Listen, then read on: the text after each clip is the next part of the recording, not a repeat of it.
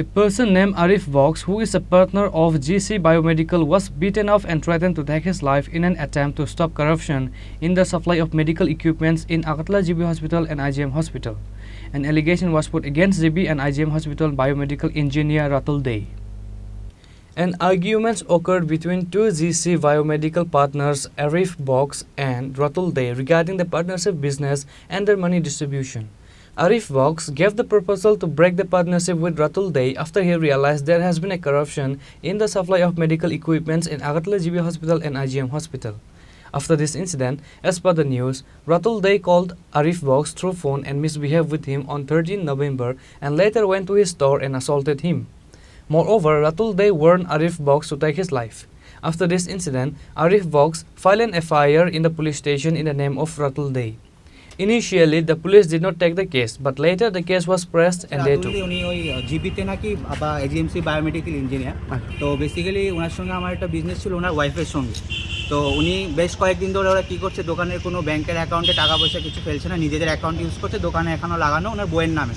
তো কোনো হিসাব দিতে পারিনি পূজার বিজনেসে, খাওয়ার দোকানে কী বিজনেস করেছে, এবং গত 2 মাস ধরে ওদেরকে চেষ্টা করা হচ্ছে বিভিন্ন জিনিসে, তো ওরা কোনোভাবেই করতে পারছে না। আজকে উনি ড্রাঙ্ক হিসাবে এসে তো আমাকে দোকানের মধ্যে হাত তুলেছে। সিসিটিভি ফুটেজ আছে, ফুটেজ ডিলিট করার জন্য সিসিটিভির ক্যামেরার সঙ্গে ওনার ছেড়খানি করার চেষ্টা করেছে। আমি পুলিশকে জানিয়েছি এবং ওনাকে মেডিকেল করা হয়েছে, ড্রাঙ্ক অবস্থায় আছে। আমি জানি না উনি আরও ওখান থেকে কয়েকজনকে ফোন করেছে মেডিকেলে কী এসছে, কী লিখেছে doctor, I have no idea, and he is drunk right নাও।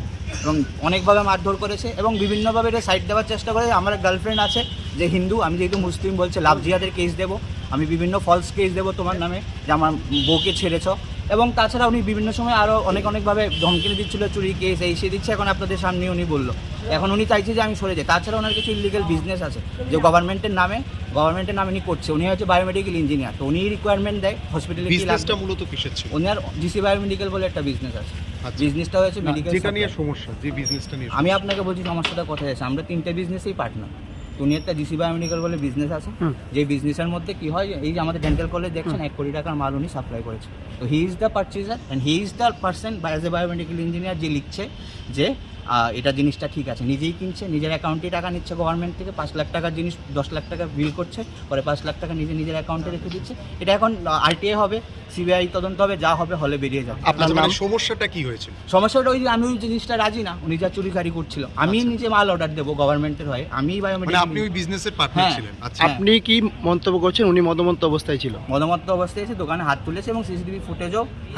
আপনার দোকান? হ্যাঁ, আমার ওনার সঙ্গে ওনার ওয়াইফের সাথে পার্টনার। যেহেতু উনি চাকরিতে ঢুকেছে আসতো বলে। আর আমাদের দ্বিতীয় বিজনেসটা হয়েছে এলেনবাড়ি রোড, ওনার বাড়িতে উনি অফিস করে রেখেছেন, যেটা হচ্ছে মেইন, যেটা নিয়ে প্রবলেম। ওটার মধ্যে উনি কী করছে, সরকারি টাকায় বিভিন্ন টেন্ডারগুলো ফেলছে, টেন্ডার ওনার হাত লাগিয়ে টাকা নিচ্ছে। ডেন্টাল কলেজে 1 কোটি টাকার মাল অর্ডার দিয়েছে, আরটিআই করা হোক, কে মাল দিয়েছে। এবং আপনি দেখবেন উনি মাল সাপ্লাই করেছে, ওনারই কোম্পানি, টাকা সব ওনার ব্যাঙ্ক অ্যাকাউন্টে গেছে এবং উনিই সাইন করে আবার অ্যাপ্রুভ করছে যে মেশিনগুলো ঠিক আছে, এই দামটাই ঠিক আছে। তো এইসব নিয়ে যেমন আমি বলেছি আমি তোমার সঙ্গে এটা হায়ার অথরিটি কাউকে জানিয়েছিলেন? আমি এখন জানাবো, আমি ওনার সঙ্গে এসব করতে চাই না, উনি আমাকে জবরদস্তি। এখন কি আপনাদেরকে কি অ্যারেস্ট করা হয়েছে নাকি? ওনাকে অ্যারেস্ট করা হয়েছে, যেহেতু কমপ্লেনার আমি ছিলাম, ওনাকে অ্যারেস্ট করা হয়েছে মেডিকেল করানোর জন্য। যেহেতু উনিও পাল্টা আমার নামে বলছিল, আমাকে করা হয়েছে, আমার কোনো কিছু হয়নি। হি ইজ ড্রাঙ্ক অ্যান্ড ওনার নামে অ্যারেস্ট করা হয়েছে। আপনার নাম? আমার নাম মোহাম্মদ আরিফ বক্স। কোন জায়গায় বাড়ি? গান্ধীঘাট। জিবি এবং আইজিএম হসপিটালে যে বায়োমেডিক্যাল ইঞ্জিনিয়ার, যে কন্ট্রাকচুয়াল ইঞ্জিনিয়ার আছে রাতুল দে, ওনার নামে এই কমপ্লেনটা করেছি। বেসিক্যালি আমি যদি প্রথম থেকে বলি, আমাদের একটা পার্টনারশিপে ফাস্টফুড বিজনেস ছিল এবং কিছুদিন আগে যেহেতু রাতুল দে চাকরি করে, ওনার ওয়াইফ আমাকে বললো যে রাতুল দে চাকরিটা করতে পারবেন, এবং ওনার আরেকটা জিসি বায়োমেডিক্যাল বলে বিজনেস আছে, ওই বিজনেসটা যেন আমি ওনার সঙ্গে পার্টনারশিপে হেল্প করি। তো গত অগাস্ট মাসে আমরা পার্টনারশিপ ফার্মে ওনার সঙ্গে যাই। যাওয়ার পরে আমি দেখি যে ওই পার্টনারশিপ ফার্মে যাই কাজ হচ্ছে সব কাজ সাসপিশিয়াস হচ্ছে এবং কোনো কাজ সোজা পথে হচ্ছে না। তখন আমি যখন রাতুল থেকে আপত্তি জানাই যে আমি পার্টনারশিপ ফার্মে থাকবো না, তখন বিভিন্নভাবে উনি আমাকে ধমকি দেয়, মারার করে, আমার ফ্যামিলিকে মারার ধমকি দেয়। এবং রিসেন্টলি এটা আমি প্রথম ভেবেছি যে উনি ফোনে বলছে ড্রাঙ্ক অবস্থায় ম্যাক্সিমাম টাইম উনি থাকেন। আমি ভাবলাম ড্রাঙ্ক অবস্থায় বলছেন। ওই দিন রাত্রেবেলাও সেম আমার কাছে ফোন রেকর্ডিং আছে, কল রেকর্ডিং করে এসে বললো বিভিন্ন কথা নিয়ে যে মারার ধরো করবে। তারপরে ঠিক 5 মিনিট পরে চলে আসতো 4-5 জন নিয়ে এসে আমার দোকানে আমার উপরে হামলা করেছে। তখন আমি এসেছি, পুলিশ আপনারা দেখেছেন আমাদের মেডিকেল করতে নিয়ে গেছে। ওই মেডিকেলে উনি ইনটেক সেক্রেটারি এসেছেন এবং উপরে যাওয়ার সময় উনি আমাদেরকে আবার বললো যে আমাকে নাকি জানে প্রাণে মেরে ফেলবে, আমার ফ্যামিলিকেও মেরে ফেলবে। এখানে অ্যামাউন্ট আমি প্রত্যেক ব্যাঙ্ক অ্যাকাউন্ট নাম্বার, কোন ব্যাঙ্কে উনি ট্রানজ্যাকশন করেন, কী করেন, বা উনি কত টাকার কী করেছে এই এফআইআরের মধ্যে আপনারা পেয়ে যাবেন। কত টাকার ঘোটালা করেছে, ডেন্টাল কলেজে কী মাল সাপ্লাই করেছে, ওটার থেকে নিজেই মাল সাপ্লাই করছে।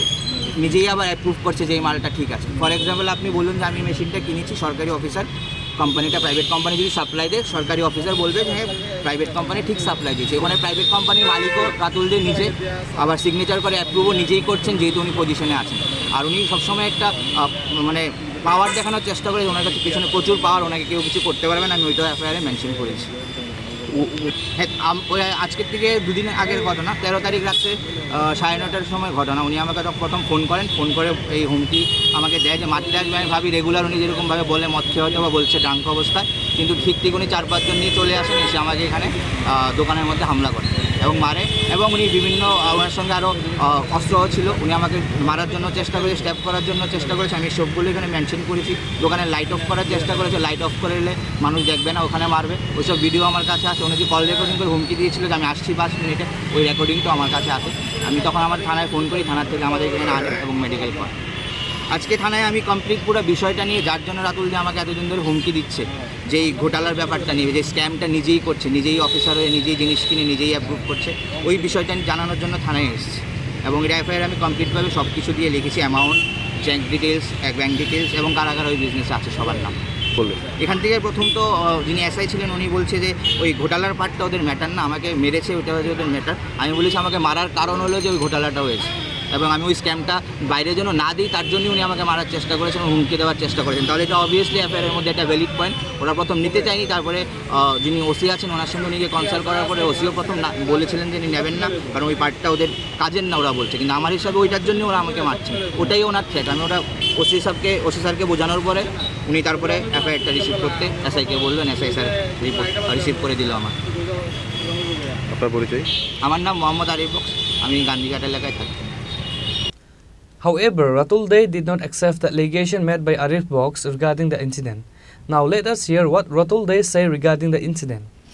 কি হয়েছে বিষয়? জাস্ট একটু পার্টনারশিপ নিয়ে একটু ওই আমার মিসেসের পার্টনার ছিল, একটু বিজনেস নিয়ে ও হিসাবে গন্ডগোল করেছে, এই নিয়ে একটু তর্কাতর্কি হয়েছে, এতটুকু।